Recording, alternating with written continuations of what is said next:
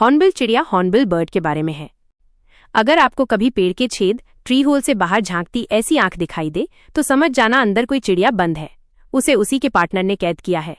हाँ, अल्लाह की बनाई इस हॉर्नबिल चिड़िया का ये अनोखा अंदाज आपको हैरान कर देगा। दरअसल जब हॉर्नबिल जोड़ा अंडे देने की जगह तलाश करता है तो मादा हॉर्नबिल फीमेल हॉर्नबिल पेड़ के छेद के अंदर चली जाती है।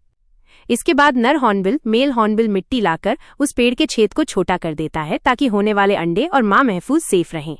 मादा हॉर्नबिल तब तक उस छेद में रहती है जब तक उसके बच्चे बड़े न हो जाएं। इस दौरान नर हॉर्नबिल बाहर से खाना तलाश करता है और उसी छोटे से छेद से अपने परिवार को खिलाता है। ये सिलसिला कई महीनों तक चलता है और जब बच्चे बड़े हो जाते हैं तो माँ उस दीवार को तोड़कर पूरे परिवार के साथ फुर फ्लाई अवे हो जाती है।